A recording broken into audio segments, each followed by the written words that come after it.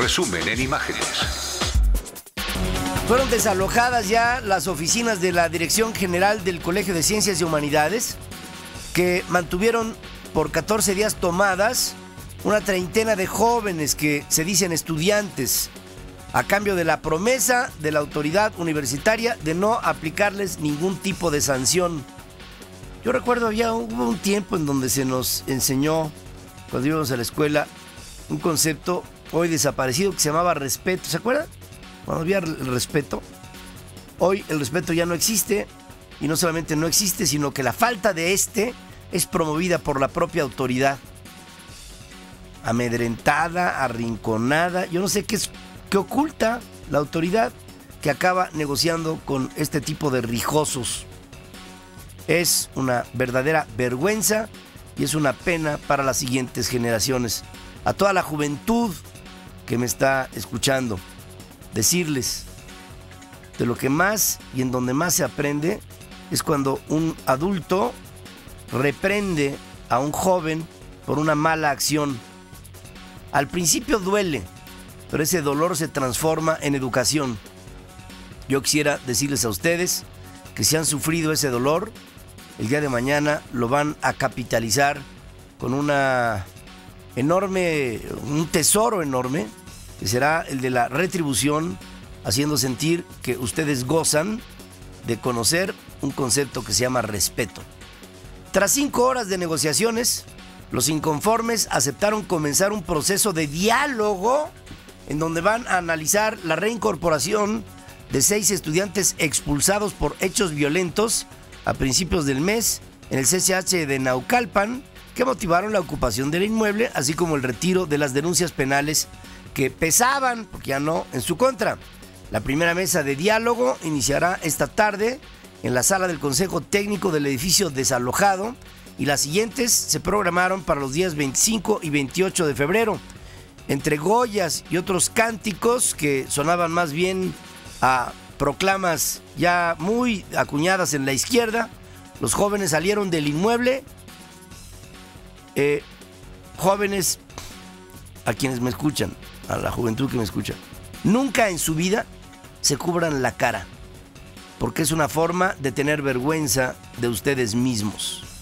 Salieron estos jóvenes cubriéndose la cara para no presentar su identidad. En algo les debe de dar vergüenza.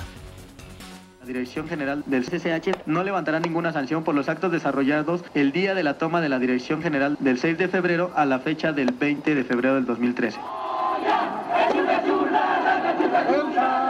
La directora se compromete a generar espacios como foros abiertos donde se debatirán los cambios para transformar nuestro colegio con el fin de incluir la opinión de los estudiantes y los integrantes de todos los sectores. Nubes oscuras nos impiden ver, aunque nos desee el dolor y la muerte. La primera mesa será para analizar y resolver las expulsiones y las denuncias de los alumnos del CCH Naucalpan por los hechos del 1 y 5 de febrero pasados. Nubes oscuras nos impiden ver. Hijo, qué vergüenza. En compañía de un notario público, representantes de la coordinación administrativa del CCH y de los consejos académicos iniciaron la revisión de las oficinas para constatar su estado. En el interminable conflicto de la Universidad Autónoma de la Ciudad de México, otro ejemplo, integrantes del tercer consejo universitario aprobaron, así ellos, como estudiantes, la destitución de la rectora, Esther Orozco. Decidieron que ya se va. Así como el niño verde que corrió a todos en el alcoholímetro, así estos ya se va la rectora, a quien acusan de faltas graves a la legislación de esa casa de estudios. Lo primero que me pregunto es si la Universidad de la Ciudad de México es una casa de estudios. ¿Será una casa de lo que quieran, de estudios? De ninguna manera, ¿eh? Los consejeros también se pronunciaron por la salida del abogado general, que también se vaya, del contralor, del tesorero y de la coordinadora de comunicación social. O sea, que se vayan ahuecando el ala todos, chiquitos, que aquí ya llegó la juventud, porque este es de jumentos, y desafortunadamente otra vez, miren, los estudiantes son así porque las autoridades son asá. Es por eso. La rectora calificó de ilegal, pues si están legalizando lo ilegal, pues claro que es ilegal, pero el problema es que también es aceptable. Está calificando de ilegal el procedimiento que dice no fue realizado ante el pleno del Consejo Universitario y constituye una usurpación de funciones. El jefe de gobierno capitalino Miguel Ángel Mancera exigió poner fin de una vez y por todas a este enfrentamiento. Mire, esta universidad de la Ciudad de México fue creada por Andrés Manuel López Obrador. ¿Para qué? ¿Para estudiar? No, hombre. Es un reducto de proselitismo político para de ahí hacer los futuros rijosos de un México que los espera. Yo creo que este conflicto debe concluir, lo reitero una vez más, y debe de ser para bien de la ciudad. Eso es lo que yo considero. Hay muchas voces que están participando, seguiremos con el respeto a la autonomía y con una posición firme de apoyo del gobierno de la ciudad en todo lo que se requiera para que esto funcione. Para que esto funcione, porque pues, evidentemente no funciona. ¿Quieren un acto heroico? Yo cancelaba esa universidad mañana. Bueno, que mañana, ahorita. Claro, eso representa un problema político. Y aquí los problemas políticos son caros de resolver cuando derivan en las calles y en un conflicto. Acuérdense lo que pasó, les pongo un ejemplo, cuando se cerró Luz y Fuerza del Centro. ¿Se acuerdan? Bueno, es igualito, es la misma gata. En Oaxaca, por segunda vez en la semana, integrantes del Sindicato de Trabajadores Académicos de la Universidad Autónoma Benito Juárez realizaron, ¿qué realizaron en esa universidad? Un paro de labores de 12 horas ante la falta de respuesta de la Administración Central a su pliego petitorio resolutivo para evitar la huelga a partir de mañana viernes. Pues ya que se vayan a la huelga, ¿no? Lo único que pasa con esa universidad es que nos cuesta y no nos da ningún resultado. Ya que hablo de educación en Oaxaca, la organización Mexicanos Primero destacó que la calidad de la enseñanza básica en ese estado es tan baja que no es medible de acuerdo con los parámetros mínimos del Índice de Desempeño Educativo Incluyente. Oaxaca y Michoacán están en los últimos lugares en este ranking, según dice esta organización Mexicanos Primero. En su comparecencia ante integrantes de la Comisión de Educación Pública del Senado, el secretario del ramo, Emilio Choaifet, reiteró que la política en materia educativa no la dicta el magisterio, aunque se escucharán las propuestas de los maestros, pero no aquellos que sean señalados por el sindicato, sino lo que ellos escojan, dice el secretario. Política educativa la dicta el gobierno, el Estado. El sindicato tiene que hacer el que le manda el apartado B del artículo 123 constitucional. Defender los derechos individuales y colectivos del trabajador, que obviamente es una tarea justa y elevada, pero en modo alguno el de intervenir en el diseño o aplicación de las decisiones políticas fundamentales, más que en las esferas de factura que les toque llevar a cabo. ¿Cómo la ve? El secretario de Educación aseguró que los programas actualmente en curso representan un gasto oneroso que no da resultados, por lo que van a ser revisados y en su caso eliminados. Los 17 programas que se imparten en primaria: escuela higiénica, educación contra la obesidad. Yo no voy a ponderar los méritos de cada uno de ellos. ¿Saben cuánto le cuesta a México la impartición de esos 17 programas? 19,000 millones de pesos. Es decir, casi 3 veces el presupuesto de la Secretaría de Relaciones Exteriores. ¿Y cuál es el saldo en rendimiento escolar para el muchacho? Nulo. El maestro mexicano es el que más cursos toma para prepararse, para dar clases. 45 al año. ¿Saben para qué sirven? Igual que para los otros 17 de educación básica. Para nada. Y tiene razón el secretario. Estamos tirando dinero a la basura. Pero no solamente estamos tirando dinero, estamos tirando el futuro. Bajo la apariencia de la educación. Mire, más costoso que la ineducación es la apariencia de la educación. Ahí es en donde está el gran problema de México. Porque luego sale el Bester Gordillo vestida como Juana de Arco, diciendo que todos son unos héroes y que aquí la única víctima es el sindicato. Y creo que sí estamos desalineados. Tendríamos que hablar mejor de resultados. Al inaugurar la 34ª edición de la Feria Internacional del Libro en el Palacio de Minería, el rector de la Universidad Nacional Autónoma de México, José Narro, lamentó que el hábito de la lectura, ya sabe que era bajo, ¿no? Menos de un libro al año en promedio nacional, ha disminuido ese promedio entre los mexicanos en los últimos 4 años, de acuerdo con la Encuesta Nacional de Lectura 2012.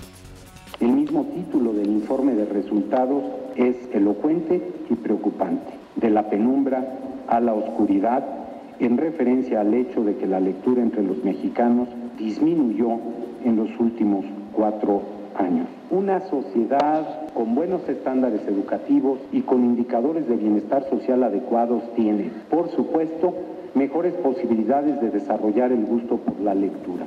El atraso y la pobreza, en cambio, suelen ir de la mano con la ignorancia. Pues sí, y aquí no se hace absolutamente nada. ¿Qué les digo a los jóvenes padres de familia?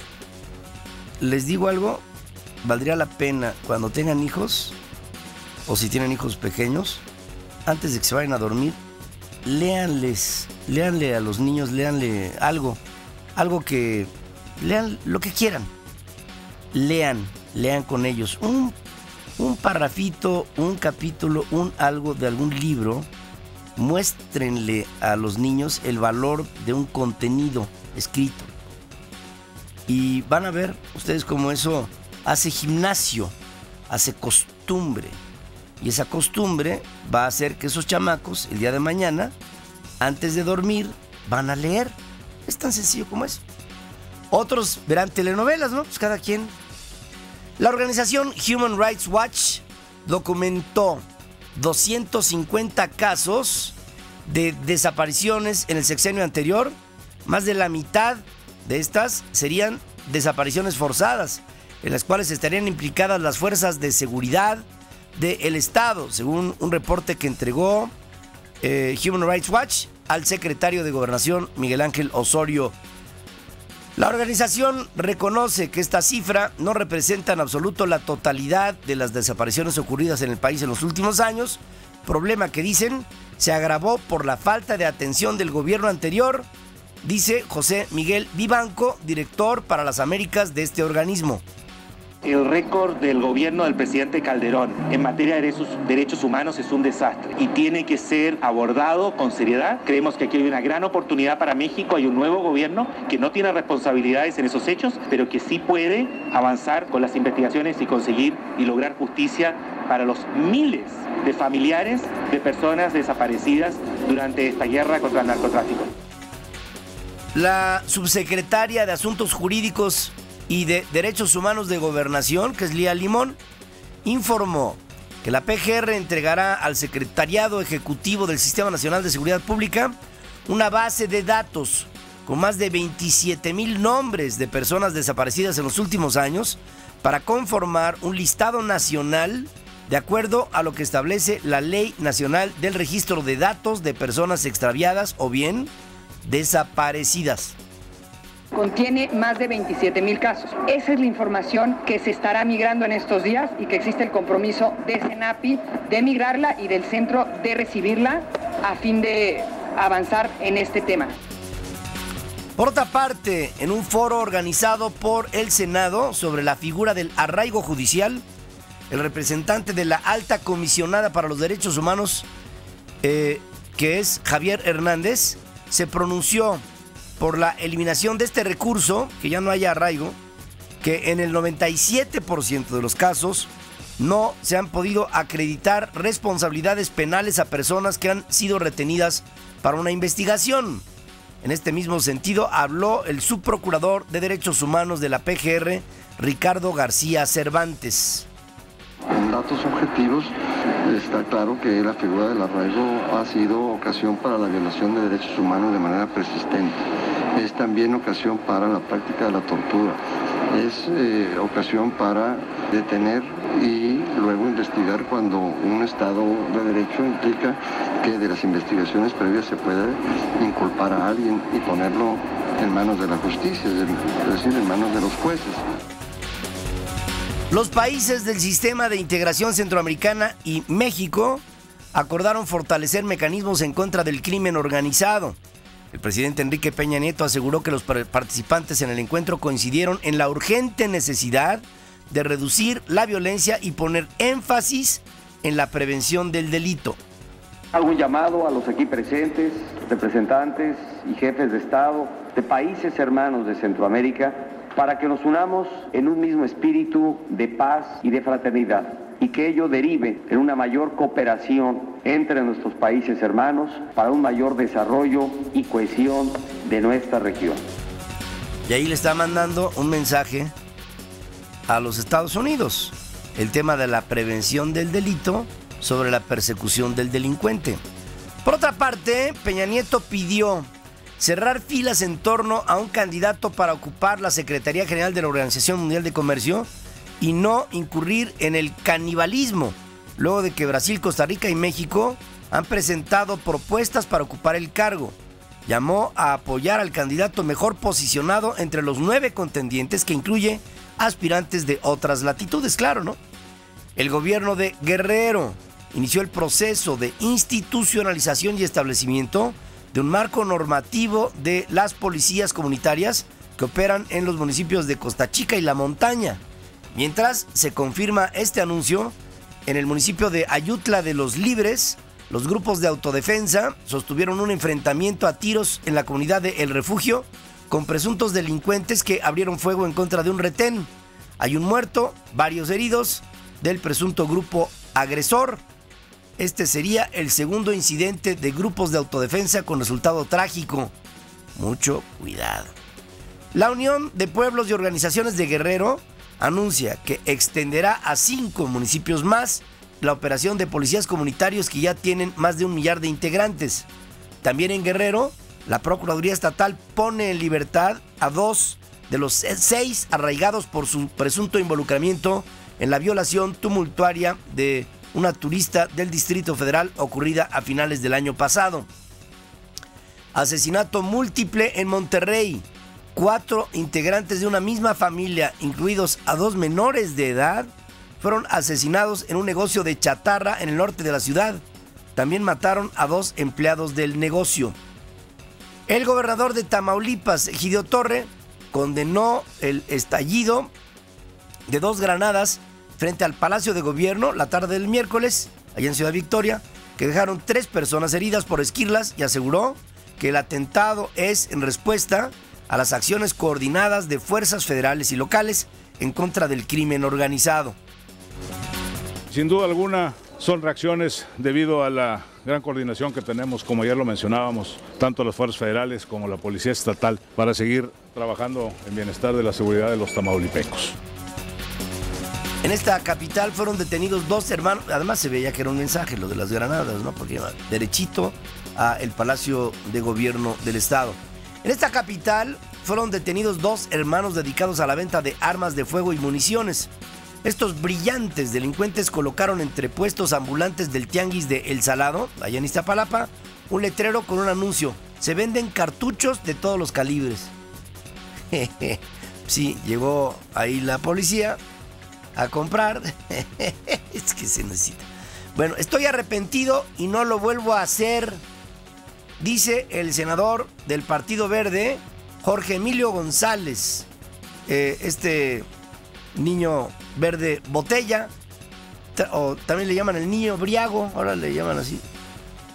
Luego de salir anoche del Torito y haber cumplido la sanción por haber conducido bajo los efectos del alcohol el pasado fin de semana. Miren, el no leer mezclado con no haber aprovechado la escuela, y esto mezclado con mucho alcohol y mucha fiesta y mucho poder y mucha lana y mucha arrogancia y mucho fuero, trae por consecuencia una pobreza del lenguaje.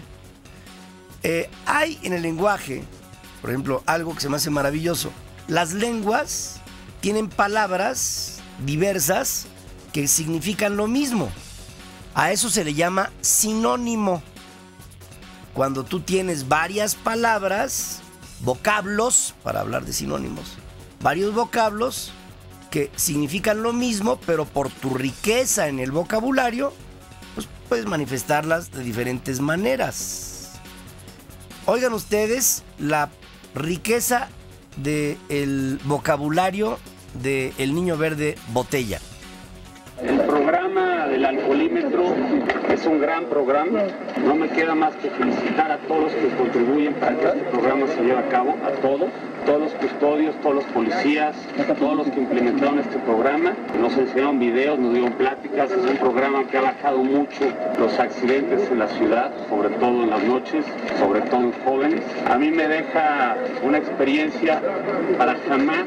La falta que yo cometí fue tomar 4 tequilas y manejar. Jamás voy a manejar si tomo una sola copa. ¿Está arrepentido, senador? Estoy arrepentido. En ese pedacito se aventó la palabra programa 5 veces. 5 veces. No encontró un sinónimo de programa. En internet ya circula un videojuego en el que se le ayuda al Niño Verde Botella a mantener el equilibrio mientras se aleja de una patrulla de esta estrategia. Conduce sin alcohol. Iba a decir programa, pero entonces mejor dije estrategia, ¿no? Para yo también entrarle al tema, ¿no? Conduce sin alcohol. Y con todo ello, creo que ya sé qué regalarle a el Niño Verde Botella para su cumpleaños. Le voy a regalar, le voy a mandar, le voy a obsequiar, que es un sinónimo de regalar, un diccionario de sinónimos.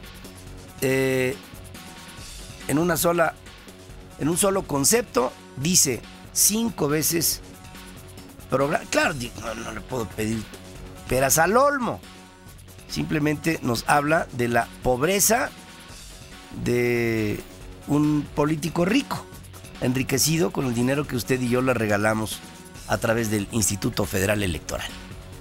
Joseph Ratzinger actuó en contra del fundador de los Legionarios de Cristo, Marcial Maciel, a contracorriente y por amor a la verdad, afirma el exfiscal antipederastia del Vaticano, Charles Cisluna, quien llevó adelante el proceso en contra del sacerdote mexicano, al destacar la política de Benedicto en contra de curas pederastas. Cisluna señala que proceder en contra de Maciel fue un sufrimiento enorme para el cardenal Ratzinger, entonces prefecto de la Congregación para la Doctrina de la Fe, porque estaba consciente de cuánta consideración gozaba Maciel en la curia romana. Por otro lado, el cardenal alemán Karl Lehmann, quien durante muchos años fue presidente de la Conferencia Episcopal Alemana, fíjese, ¿se acuerdan lo que le he venido diciendo de lo que debe hacer la iglesia, creo, en estos tiempos? Una comunicación mucho más moderna, mucho más actualizada con las formas que adopta la sociedad, la juventud, formas para llamar a los jóvenes a la grey y hacerlos participar. El hecho de que la mujer tenga otro tipo de derechos y obligaciones dentro de la iglesia, el hecho de que ya se evite esta castidad absoluta de los sacerdotes que les lleve a poderse casar, por ejemplo. Bueno, pues el cardenal alemán Karl Lehmann, quien durante muchos años fue presidente de la Conferencia Episcopal Alemana, exhortó a la iglesia a aprobar una iniciativa para la ordenación sacerdotal de mujeres. Según el cardenal, es necesario encontrar para la mujer posiciones de trabajo convincentes que impliquen también la bendición sacramental, por lo que pidió al Vaticano que se vea esta necesidad, darle a la mujer la posibilidad de que tenga una función sacerdotal, que haya sacerdotes mujeres o sacerdotisas, como usted quiera. Los sindicatos de trabajadores de Iberia mantendrán la huelga de 15 días, dividido esto en 3 etapas, en contra del plan de reestructuración de la aerolínea española, al fracasar un intento de acuerdo entre las partes.